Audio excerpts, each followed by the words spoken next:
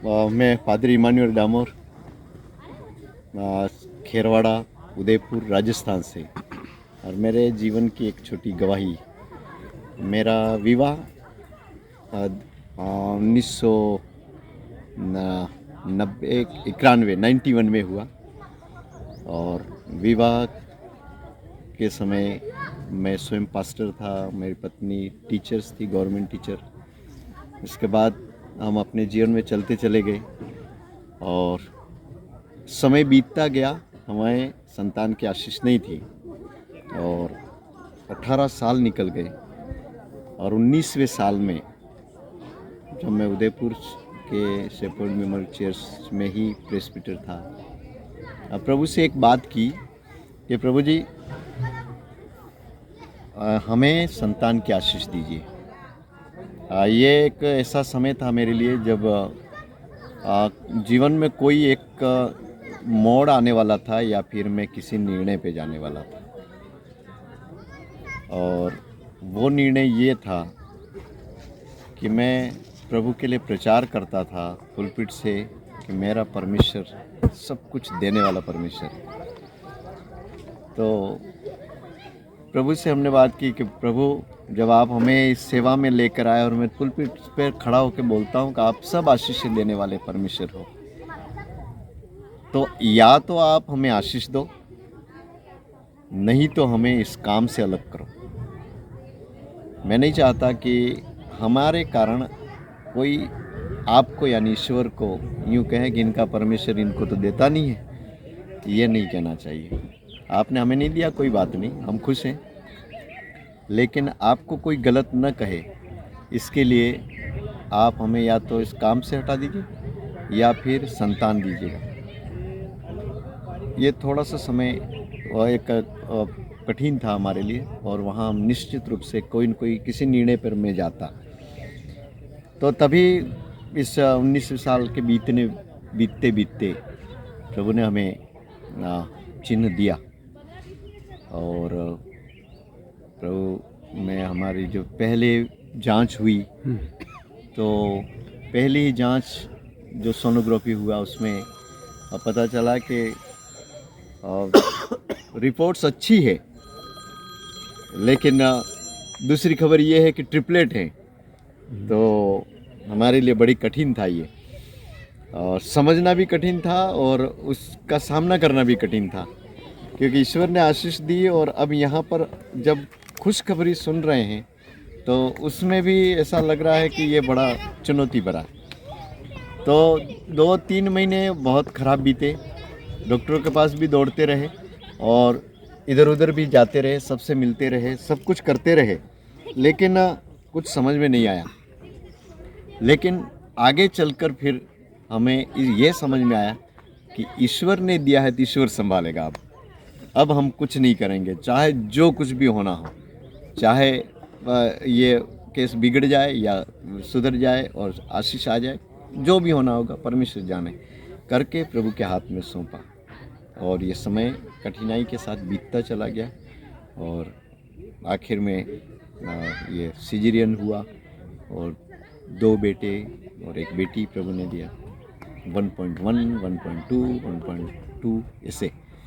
और सीधा ही उनको पेडियाट्रिक में आईसीयू में उनको रखते हैं, बच्चे को वहीं रखा लगभग 17 दिन तक। और इसके बाद उन्हें हमें दिया और कई गाइडलाइन उन्होंने दी हमें, 6 महीने तक इनको ऐसा रखना, वैसे रखना, 10 साल तक इनके साथ ऐसा हो सकता है, वैसा हो सकता है, बहुत सी बातें। लेकिन परमेश्वर का धन्यवाद हो कि वो डॉक्टर ने जो कहा था उसमें से एक भी चीज़ नहीं हुई।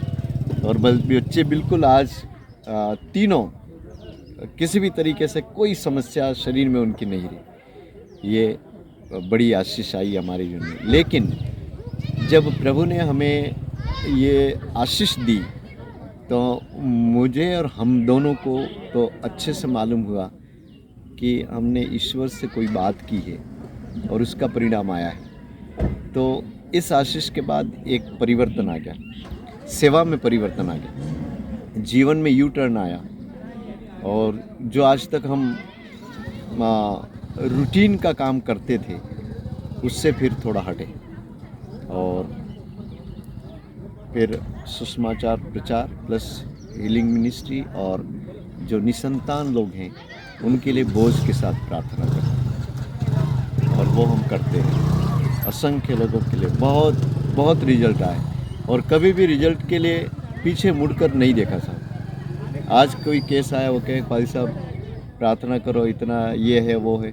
आज प्रार्थना की, और मैं तो एक छोटा सा सेवक हूँ प्रभु का, लेकिन इतना जानता हूँ कि यदि प्रभु से कुछ मांगा है तो वो हो जाएगा, है ना। बाद में पीछे मुड़ मुड़ कर देखने की ज़रूरत नहीं है कि आपके लिए प्रार्थना की थी क्या हुआ, कभी नहीं। जब वो संतान हो जाती है, कोई आशीष आ जाती है या रिपोर्ट्स आती है, फ़ोन करते हैं कि साहब ऐसा ऐसा हुआ, तब पता चलता है कि अच्छा ये प्रभु ने उत्तर दिया, तो प्रभु ऐसा काम करने लगा। तो उस और मुड़ गए फिर हम, और वही काम करते हैं बोझ के साथ। मुझे उसका बोझ है। अब आज के समय में और भी दुनियावी जो काम है उनको यदि करते हैं तो करते रहेंगे, लेकिन जिस ओर प्रभु हमें लेकर चला है उस काम को किसी भी रूप से करते रहेंगे। बोझ के साथ प्रार्थना करेंगे, प्रभु आशीष दे। प्रचार करना है प्रचार भी करेंगे, काम करना है काम भी करेंगे, लेकिन प्रभु की महिमा हो, असंख्य लोग आशीष पाएँ, और सब जगह आशीषित होते हैं। बिल्कुल ताज़ी अभी की बात है ये। अभी 3 या 4 दिन पहले ही एक बहन ने फ़ोन किया, उनको 10-12 साल से बच्चे नहीं हैं, और हम हमेशा उनके लिए प्रार्थना करते हैं। एक दिन बिल्कुल आए और टूटी हुई सी, तो पादी साहब ये हो रहा है वो हो रहा है, और घर में ऐसा कहते हैं, ये सोचते हैं वो सोचते हैं। मैंने सारी चीज़ें उनको समझाई, क्योंकि हम तो भुगतभोगी हैं। हम तो मालूम है हमें कि इस समय और ऐसी परिस्थिति में परिवार के लोगों का, पड़ोसियों का और दूसरे लोगों का नज़रिया क्या होता है वो हमें पता है। इसलिए मैंने उनको बहुत अच्छे से समझाया कि बेटा नहीं, कोई बात नहीं, आप घबराइएगा मत, प्रभु आपको संतान की आशीष दे रहा है। और अभी महीने 1.5 महीने पहले ही उसके साथ मेरी मुलाकात हुई, और 3-4 दिन पहले उसने मुझे को फ़ोन किया कि भाई साहब ना सोनोग्राफी की रिपोर्ट आई है और रिज़ल्ट अच्छा है, प्रभु का धन्यवाद। एक बोझ प्रभु ने हमें दिया। जिस चीज़ को प्रभु ने हमें दिया उसी के लिए हम ज़्यादा बोझ रखते हैं, क्योंकि वो दर्द हम समझते हैं। वो दर्द केवल हम समझ सकते हैं, यदि आपने उसका सामना नहीं किया नहीं समझ सकते। लेकिन वो वाला दर्द तो हम तो अच्छे से समझते हैं। इसलिए असंख्य लोग ऐसे हैं जिनके लिए रुकावटें होती हैं, वो बंधन टूटे तो वो प्रार्थना से वो संभव है, तो वो काम हम करते हैं, और वो होता है, प्रभु की महिमा होती है। प्रभु में ये आशीष हमने पाई है घर में, और इसलिए प्रभु हमें इस्तेमाल करता है और उस काम को करते हैं। ये छोटी सी गवाही हमारी, प्रभु को आदर सम्मान महिमा मिले। आपके गवाही के लिए बहुत बहुत धन्यवाद। लेकिन अभी हम लोगों को बहुत से लोग सुन रहे हैं, जिसमें हमारे कुछ ऐसे दंपत्ति भी हैं जिनके शादी किए हुए बहुत साल हो गए हैं।